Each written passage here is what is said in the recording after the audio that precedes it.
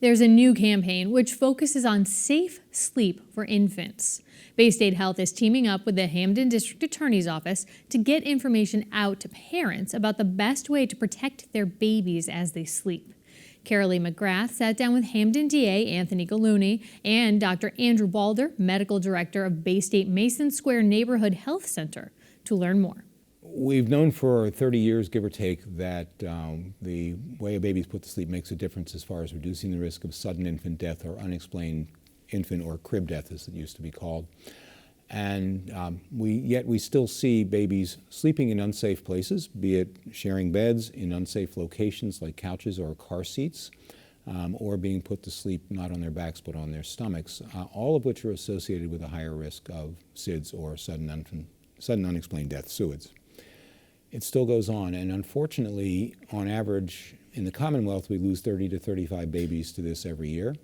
And in the city, obviously a smaller number, but let's say 3 or 4, give or take, because it goes up and down every year. And every infant death is a tragedy, and more than one is more than one tragedy. It's multiplier effect. And we would like to see every child alive and thriving at age 1. And so tell us a little bit about why the DA's office is involved in this campaign. So the District Attorney's Office has jurisdiction by statute over unattended deaths. So that will include those tragic baby deaths as well as murders and suicides and so forth. So troopers associated with my office will investigate these cases, and we have the very unfortunate circumstances of having to investigate infant deaths. And through this work, I have come to understand more about the phenomenon of SIDS and how this can be prevented. So in partnership with Baystate, we're really doing our best to prevent these kinds of situations by talking about safe sleep conditions and educating new mothers about the appropriate ways to put their babies to sleep.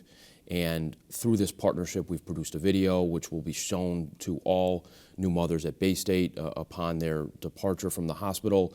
And we're embarking on this campaign to ensure, as Dr. Balder said, babies are alive and thriving at 1 year old. And so, Dr. Balder, you were talking a little bit about, SIDS, and how can you explain, that one baby is okay on his stomach and another baby is not? There are children we can identify as vulnerable to begin with. Children who are born prematurely are at higher risk for sudden infant death or sudden unexplained infant death as a result of the prematurity and things that didn't get a chance to mature. But there are some children who have, as yet, unpredictable but unique vulnerabilities in their system that probably controls respiration in response to different conditions. That in and of itself, they grow up and they're fine, but if you put them in circumstances that taxes their respiratory response, particularly during sleep or uniquely during sleep, some of them just don't respond correctly. So if you place something close to the mouth and they're rebreathing their own air, which means more carbon dioxide, a little less oxygen, you and I would move, change, do something, open up our airways, whatever it is, we'd respond. But there's a small subset who doesn't. So we put them in a riskier position without knowing that they were uniquely at risk. So we can't tell which kids. Yes, we can talk about premature children and sick children, but otherwise we can't tell, so we have to assume that everyone's at risk. Well, it seems simple. Just put the baby to sleep on his or her back, right? And then walk out of the room. But we know that life gets in the way and binkies are thrown and parents need sleep, and it becomes really difficult. You mentioned car seats. I know that car seats are very, tempting to put the baby to sleep in because you figure, well, if it's safe in a car, the baby should be fine in a car seat. How can you help parents who are really trying to manage that, and get that baby to sleep? It's a lot of empathy and understanding. It is rolling with that punch, and it is difficult. There is nothing like a crying baby to get your attention and to make you want to do something. Ideally, we would like every child to be breastfed. We'd like every child who's breastfeeding to be next to the bed, and there are ways to do that, but you have to have resources and room to have those tools available. Let's talk about the breastfeeding, because I think breastfeeding definitely complicates this issue. And I think a lot of nursing mothers, across every community will say it's hard to put that baby back down again. And you said to have the baby close by in the room. So how do you manage that? Well, there's nothing wrong with breastfeeding your baby with you in bed, but please don't fall asleep right afterwards, because you don't know if that child will get rolled over on. You don't know if that child is vulnerable or struggling, because they don't struggle. So again, we would love it if everyone is able to breastfeed and then place the child next to them in an appropriate bassinet pack-and-play crib. There are devices like that literally next to the bed itself, so you don't have to get up and walk like I did when my child was young to retrieve them. It is not easy. We won't pretend that it is. We also understand what safety is, and we want every child to thrive.